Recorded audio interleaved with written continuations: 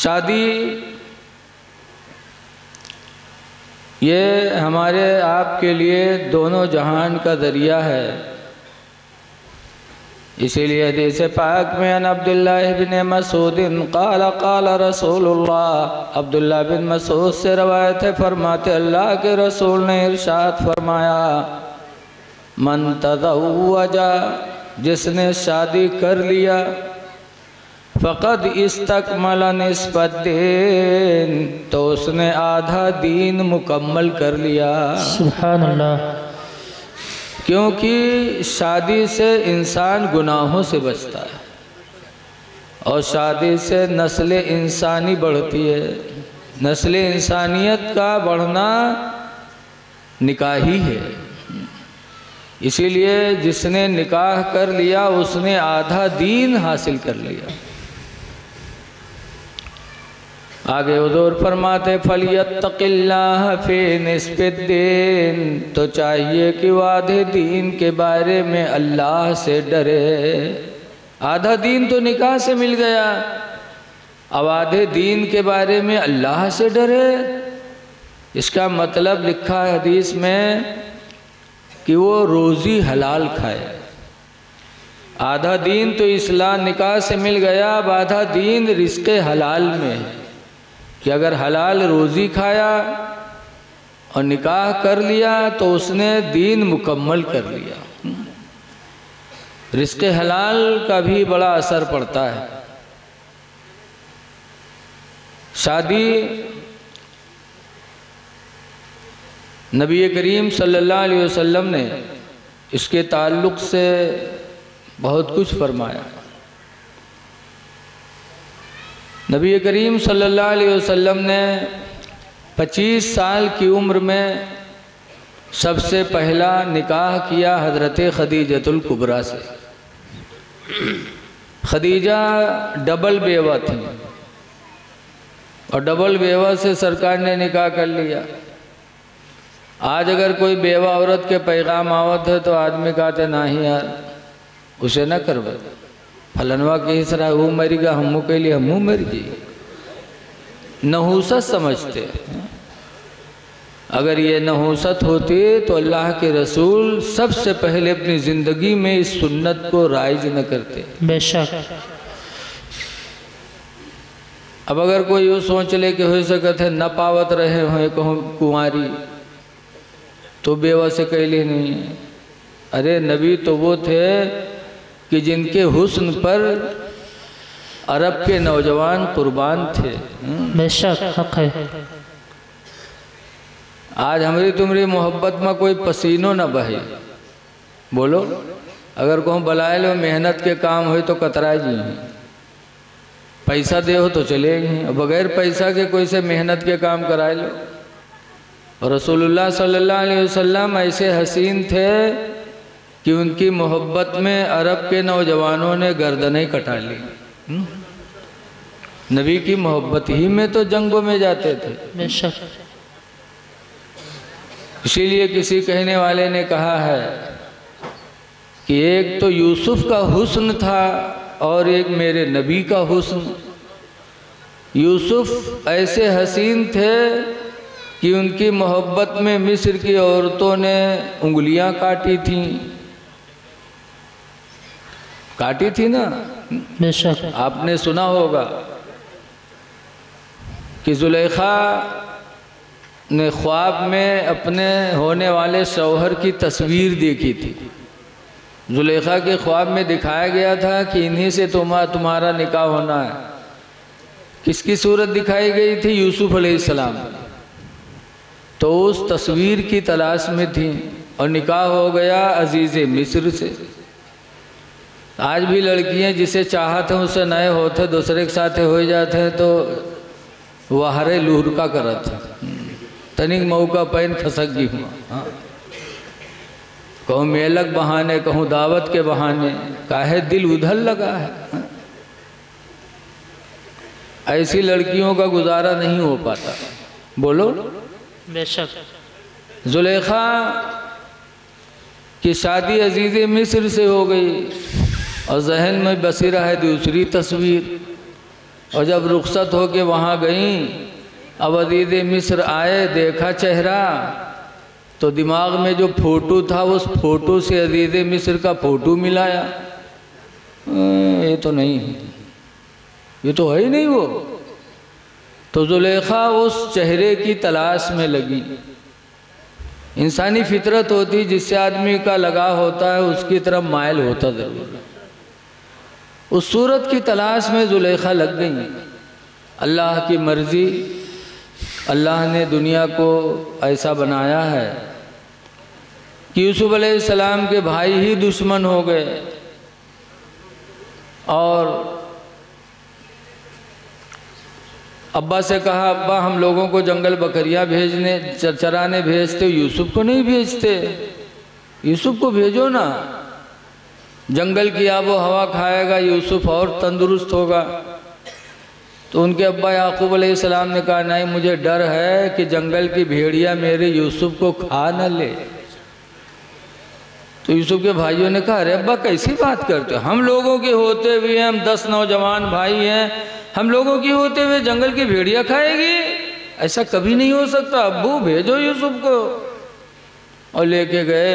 भाई जैसा कोई दोस्त नहीं और भाई जैसा कोई दुश्मन भी नहीं। लेके गए, मारा और मार कर कुएं में डाल दिया। अल्लाह जिसे जिंदा रखना चाहता उसे कोई मार नहीं सकता।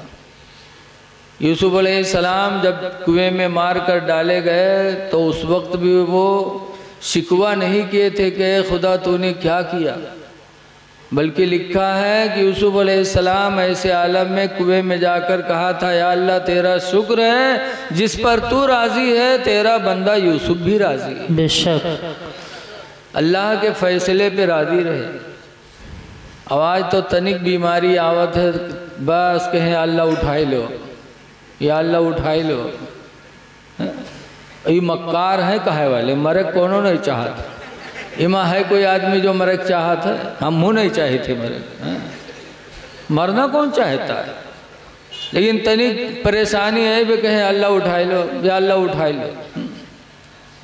सच्ची हिकायत में लिखा है कि एक औरत रहा है बुढ़िया वो की अक्के लड़का, जिंदगी का सहारा, और वो लड़का बीमार हो गया तो बुढ़िया दुआ मांगती थी, या अल्लाह हमका उठा लो, लड़को को ठड़ियाई दो, या अल्लाह हमका उठा लो, लड़को को हमरे ठड़ियाई दो। आजकल देहात के मेहरुए यही दुआ करत, अल्लाह हमका उठा लो, लड़को को ठड़ियाई दो। रात भर बक है वो बुढ़िया, पड़ोसिन की नींद हराम की है। एक दिन एक पड़ोसी बड़ा मन चला रहा है, बस काला कंबल ओढ़िस और बुढ़िया लंग खौखिया एक दौरा, ब बुढ़िया खटिया से कूद के भाग। जब भाग तो रुक रुक, तो बुढ़िया कहते कुआ भैया कुआ, कहीं ना मलकुल मौत हो तो रूह निकाले आए, रुक। तो बुढ़िया कहते हम नहीं बीमारन भैया, दो लड़कवा बीमार है भैया, वो दो लेटा है वहाँ लेटा, वो हो बीमार है, हम नहीं बीमारन भैया। देखो इतनी बड़ी डईन होत है। कहा था अब तक कहा था हमका उठा लो, लड़को ठड़िया दो, जब मलकुल मौत का देखे तो कहते हम नहीं बीमारन, लड़कवा बीमार है। ऐ लोगो खुदा के फैसले पे राजी रहो। अल्लाह जिस हाल में रखे उसका शुक्र अदा करो। सुभान अल्लाह। यूसुफ अलैहिस्सलाम ने खुदा का शुक्र अदा किया तो अल्लाह ताला ने यूसुफ अलैहिस्सलाम को कुएं से निजात दे दिया। काफिला आया पानी लेने और यूसुफ को निकाला, इतने खूबसूरत कि मिस्र की बाजार में ले गए तो देखने वालों की लाइन लग गई। तो लोग सोचे नहीं यार जब इतना इनका देखे बेताब है तो लो टिकट लगा दिया जाए। टिकट लगा दिया, टिकट भी दे दे के लोग देखने लगे। तब लोगों ने सोचा ला इसको बेचा जाए, तो ऐलान हो गया कि यूसुफ को बेचा जा रहा है। तो खरीदा किसने? बादशाह के सामने कौन खरीद सकता है? अजीज़ मिस्र ने खरीदा, गुलाम बना के जब लेके गए शाही महल में, जुलेखा ने देखा कि अरे ये तो वही हो जिस चेहरा मेरे निगाह में दिखाया गया था। तो जुलेखा यूसुफ की दीवाना हो गई और ऐसा दीवाना बनी, ऐसा दीवाना बनी कि हुक्म दिया कि 7 कमरों का एक महल बनाया जाए। 7 कमरे के महल बनाए गए और ऐसे महल की एक कमरे में जाओ, फिर दूसरे में, फिर तीसरे में बन के तैयार हुए। जुलेखा ने यूसुफ अलैहिस्सलाम से कहा, ऐ मेरे जाने जाना यूसुफ महल में चलो। लेके गई, एक कमरे में लेके गई, पीछे से ताला मार दी, दूसरे में लेके गई, फिर ताला मारी, तीसरे में लेके गई, फिर ताला मारी। इस तरीके से लेकर के जुलेखा 7वें कमरे में पहुंची और फिर यूसुफ से कुर्बत करनी चाहिए।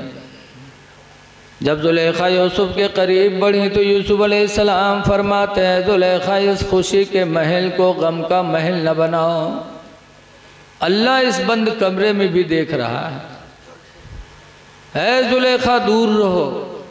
लेकिन जुलेखा पे सवार था, न मानी, आगे बढ़ी तो यूसुफ अलैहिस्सलाम वहाँ से भगे।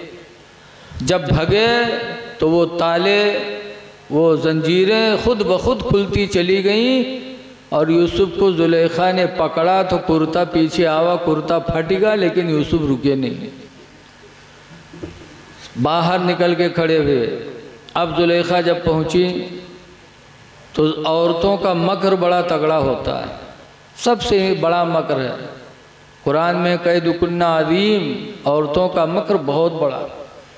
बाहर पहुंची, बस भल भल भल भल रोवे लगी। बिहरवन के आँखी में आंसू बहुत निकलत है, अल्लाह जाने लहसुन लगाए रहा था दुपट्टम का, भल भल भल भल रोवे लगी। क्या हुआ, क्या हुआ? कहा, इस गुलाम की सज़ा क्या होगी जिस गुलाम ने आपकी बीवी के बदन में हाथ लगाया? उल्टे पैतरा भांज दी। अब ये हुआ कि इसकी सज़ा होनी चाहिए, जेल चले गए बेचारे। लेकिन हर ज़माने में इंसाफ करने वाले, इंसाफ की बोली बोलने वाले लोग रहे हैं। काय बादशाह ऐसे यूसुफ को जेल में डालना मुनासिब नहीं है, यूसुफ की तहकीक की जाए, गलती है किसकी, जुलेखा की है कि यूसुफ की है। 12वां पारा में है वो मीटिंग, अल्लाह ने कुरान में भी नकल फरमाया। जो मीटिंग हुई उसमें यही हुई, इनका न कुद्द कमीसुहु मिन दुबुरिन फसदका, अगर यूसुफ का पिछला कुर्ता फटा हो तो यूसुफ सच्चे, व इनका न कुद्द कमीसुहु मिन क़ुबुलिन फसदक़त, और अगर अगला दामन फटा हो तो जुलेखा सच्ची। कुर्ता देखा जाए, ऐ बादशाह ऐसे किसी को सज़ा नहीं देनी चाहिए, कुर्ता देखो, तहकीक करो कि गलती किसकी है। कुर्ता मंगाया गया तो देखा गया दामन पिछला ही फटा था। फाइनल हो गया कि गलती जुलेखा की है। यूसुफ अलैहिस्सलाम जेल से बरी हुई। ऐ लोगों गौर करो, आज लोग जन्म पकड़े जाते हैं तो कहीं कावते घेर में पर के रहन तो कई लिया रहे। अरे यूसुफ अलैहिस्सलाम की ज़िंदगी नमूने अमल है। बंद कमरे में थे, जुलेखा अज़ीज़ मिस्र की बीवी थी, यूसुफ ग़ुलामी की ज़िंदगी बसर कर रहे थे। लेकिन यूसुफ अलैहिस्सलाम ने जब ज़िना से अपने आप को बचाना चाहा तो अल्लाह ताला ने उनके लिए रास्ता निकाल दिया। अल्लाह का वादा है कुरान हकीम में, मन यत्तक़िल्लाह, जो खुदा से डरेगा, यजअल लहू मखरजा, अल्लाह उसके निकलने का कोई न कोई रास्ता ज़रूर बनाएगा। ये बहाना है। बहरहाल यूसुफ अलैहिस्सलाम की सच्चाई मशहूर हो गई, जुलेखा की बदनामी हो गई। अब ऐसा बदनाम भाई कि जहाँ 4 मेहरुए बैठे हुए फसर फसर, हाय जुलेखिया तो कमाल कही देश, वारे जुलेखिया, जुलेखिया नहीं सुनो का कही बैठी। चंद ही लम्हे में पूरे मिस्र में खबर फैल गई। आज जौन चीज़ के ऐलान करावे खो तो मैक न लगाओ, एक दो मेहरुवन का बताई दो, बस मिनटों सेकंडों में पूरा शहर गंधाएगी। इस तरीके से फस फस करके बात फैलाती हैं, पूरे शहर में जुलेखा बदनाम हो गई। जब बदनाम हुई जुलेखा तो मिस्र की औरतों की दावत ली, आई। औरतें दावत खाएं भी बहुत आगे होते। बोलो तवाजा पाए जाए कहूँ, चाहे मई महीना हो चाहे जून महीना हो, अत्ती अत्ती लेदा लेके चल दे। वो बसमा कोनो औकत है, कोनो पोकत है, कोनो रोवत है, कोनो चिल्लात है, लेकिन इनके तवाजब कोई असर पड़े वाला नहीं है, चाहे जस गर्मी हो बसमा। जुलेखा ने दावत दी तो मिस्र की औरतें चल पड़ी, आई जुलेखा के यहाँ, दस्तरखान बिछा, बैठी। जुलेखा ने दस्तरखान सजाया और सबको एक एक लेमू दिया, एक एक चाकू दिया। कहा जब मेरा महबूब यूसुफ आएगा, जिसके लिए तुम लोग मुझे बदनाम करती हो, जब यूसुफ आएगा तो तुम चाकू से लेमू काट देना। जुलेखा ने कहा तो मिस्र की औरतों ने कहा बुलाओ अपने यूसुफ का, देखी तुमरे यूसुफ कौन मेरे, बुलाओ। जब जुलेखा गई और कहा है महबूबे जाना ज़रा सामने आ जाइए। जब यूसुफ अलैहिस्सलाम सामने पहुँचे और मिस्र की औरतों ने जो देखा तो अल्लाह ने पूरी दुनिया में यूसुफ को हसीन बनाया था, उनकी कोई मिसाल नहीं। मिस्र की औरतों ने जब यूसुफ अलैहिस्सलाम का चेहरा देखा तो आंखें उनकी वहीं टंग गई, आंख हटा नहीं रही थी, आंखें उनकी टंग गई। होश व दिमाग सब यूसुफ की तरफ चला गया।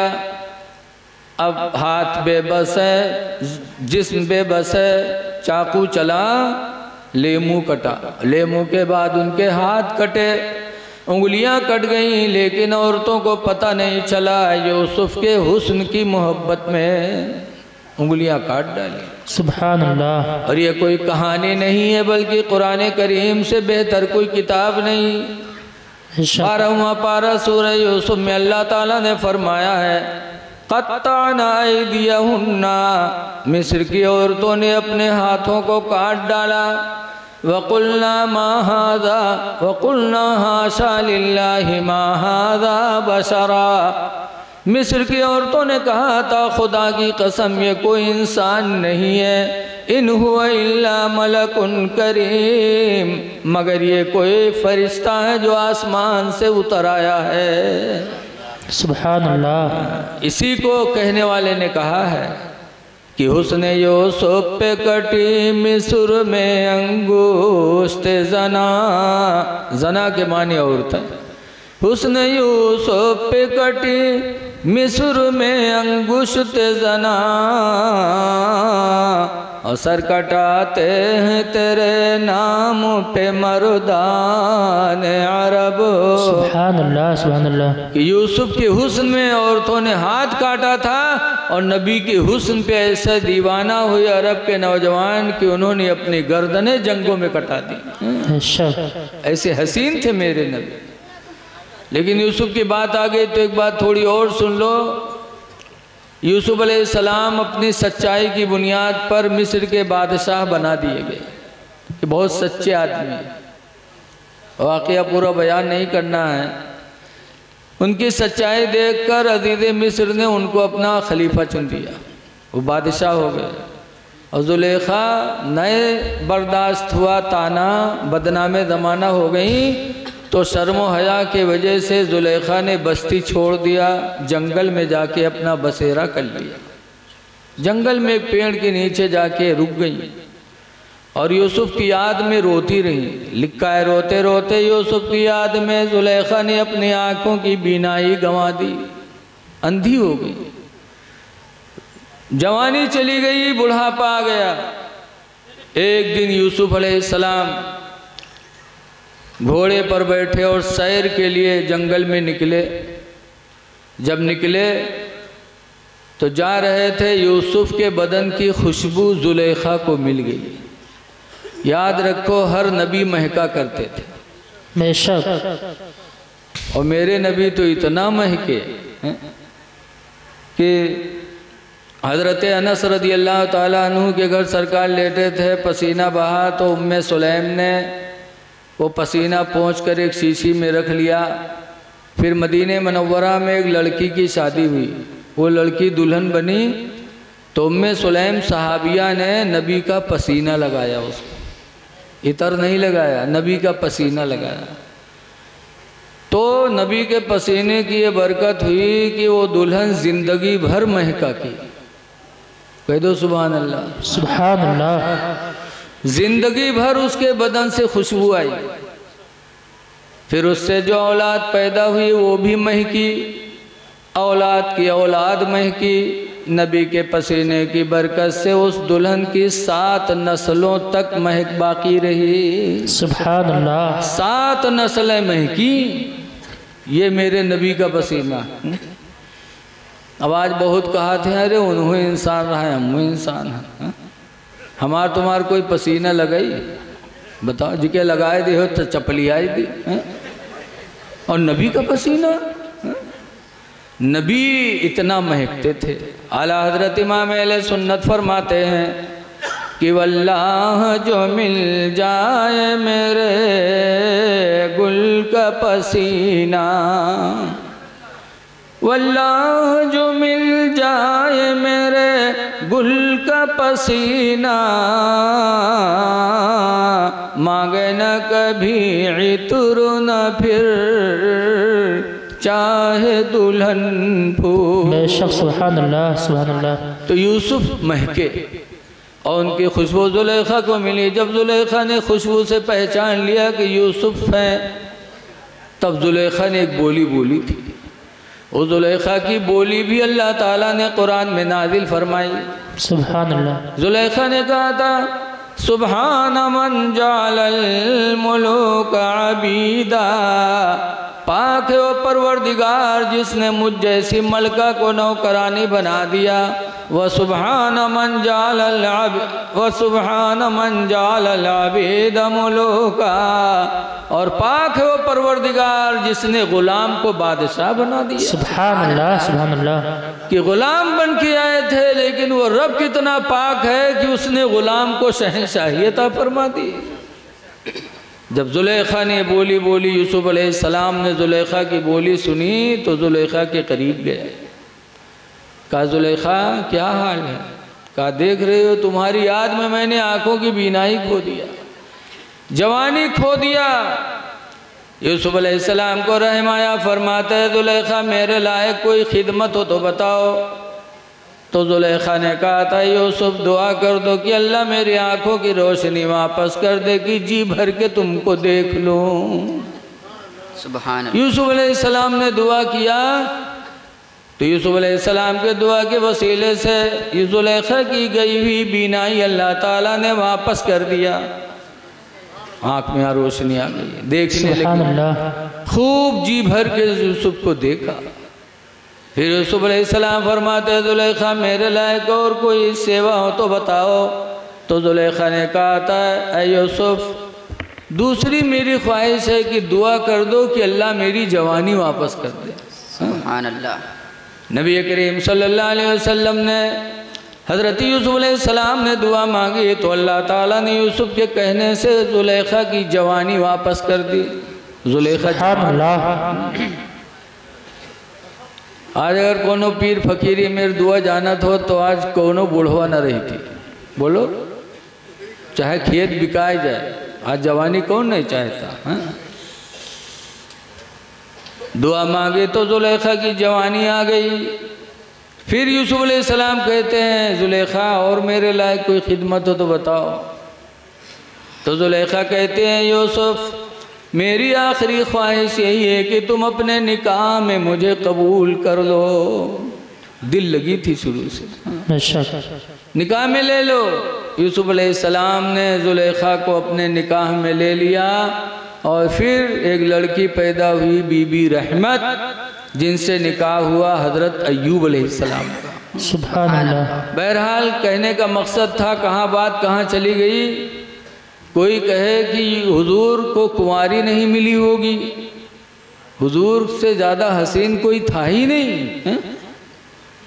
आज देखा जाता वो रहे के साथ बिटिया भागत है।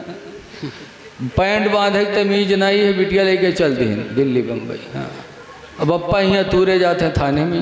हाँ, खान घर के कुड़क्की होते। और रसूलुल्लाह सल्लल्लाहु अलैहि वसल्लम तो ऐसे हसीनो जमीन थे कि अरब के नौजवान फिदा थे।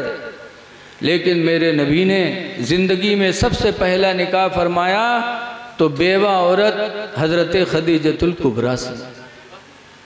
क्यों फरमाया था? उम्मत को तालीम देने के लिए।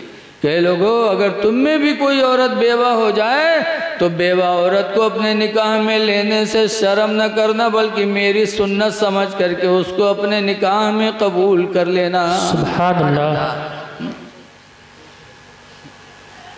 लेकिन याद रखो, खदीजा से भी सरकार ने निकाह फरमाया था तो ऐसे नहीं, मनमानी नहीं। खदीजा ने सरकार के पास निकाह का पैगाम भेजा था खुद, तो सरकार ने फरमाया था खदीजा ऐसे नहीं, मेरे माँ बाप तो नहीं है लेकिन मेरे चाचा मौजूद हैं, मैं अपने चाचा लोगों से मशवरा करूँगा, अगर वो लोग इजाज़त देंगे तो निकाह होगा वरना नहीं। खुद ब खुद सरकार तैयार नहीं हुई। आवाज़ तनको कोनो बिटिया तनी के आँखिया इस भाग गया। अरे तुम नबी की ज़िंदगी को नज़रों के सामने रखो। खदीजा अगरचे बेवा थी लेकिन खदीजा के हुस्न का कोई जवाब नहीं था शहर मक्का। सुभान अल्लाह। और दौलतमंद इतनी थी कि मक्का शहर के अंदर खदीजा से बढ़कर कोई मालदार नहीं था। सुभान अल्लाह। लेकिन इसके बावजूद खुद निकाह का पैगाम भेजा तो सरकार ने खुद कबूल न किया, ख़ानदान की मर्ज़ी पर छोड़ा। बेशक। घर पे गए, अपने चाचा लोगों को बुलाया और खदीजा की बात रखी तो सरकार के बड़े चाचा अबू तालिब खड़े हो गए।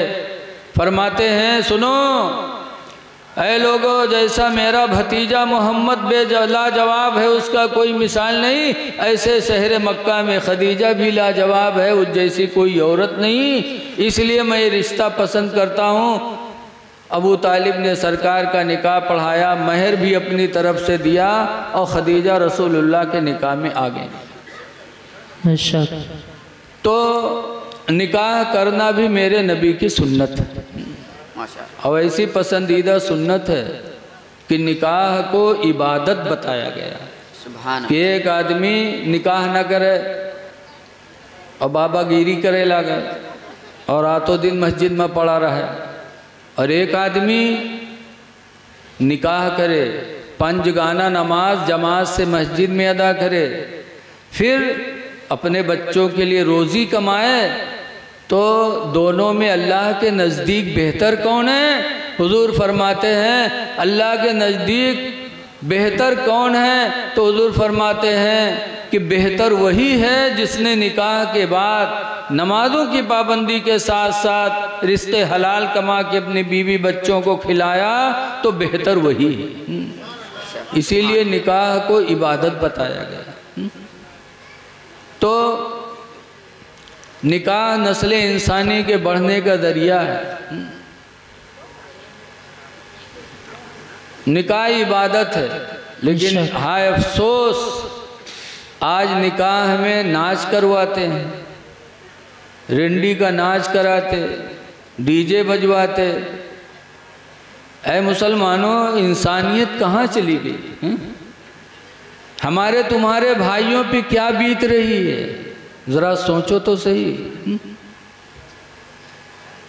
क्या हो रहा है आपके नज़रों के सामने है। घर जलाए जा रहे हैं, गोलियां मारी जा रही हैं, पानी बंद किया जा रहा है, बेघर हो रहे हैं लोग। आज भी नानपारा में 2 लोग आए, दाढ़ी रखाए थे, नमाज रोज़ा के पाबंद लग रहे थे। राजा साहब की मस्जिद में खड़े होकर के मैक से भों भों रोने लगे, कहने लगे चाइना ने हम लोगों की ज़मीन पे कब्ज़ा कर लिया, घरों पे कब्ज़ा कर लिया, गवर्नमेंट ने सहायता न दिया। हम तकरीबन 1600 लोग लखनऊ में आए हैं, कैंप के अंदर रह रहे हैं, रो रो के भीख मांग रहे थे अपने बच्चों के लिए। तो तुम ये नहीं सोचते कि हमारे भाइयों पे क्या गुजर रही है, और आप रिंडी का नाच नचा रहे हो, निकाह में डीजे करवा रहे हो। और कुछ तो ऐसे बेहया हैं जो दूल्हा के सामने डांस करते हैं, कूदते हैं, शर्म नहीं आती, पेट अलग जाते, चूतर अलग जाते, दनुक दुनुक कूदत है। और उनके मेहरुआ का कही देख हमरे गुडुआ कब्बा 5 हाथ ऊपरे उलरत हैं, 5 हाथ ऊपरे उलरे हैं। बताओ ये क्या है? इंसानियत कहाँ चली गई? हमारे भाई मारे जा रहे हैं, हमारे भाई बेवतन हो रहे हैं, हमारे भाई अस्पतालों में ज़ेरे इलाज हैं और हम रंडी का नाच नचवा रहे हैं, डीजे कर रहे हैं। खुदा के यहाँ क्या जवाब दोगे? इंसानियत कहाँ चली गई? अगले जुमा को मैं महिपुरवा गया, सर्वोदय इंटर कॉलेज के एक लेक्चरार हैं हाजी अब्दुल रशीद खान। उन्होंने कहा मौलाना साहब सब कुछ तो मिल रहा है लेकिन इंसानियत नहीं मिल रही। आज हम में इंसानियत ख़त्म हो गई। एक रो रहा है और एक हंस रहा है। रोने वाले से नहीं पूछ रहा है कि भाई रो क्यों रहे हो तुम। ऐ लोगों, निकाह इबादत है, निकाह के अंदर खुराफात न करो। आज मुझे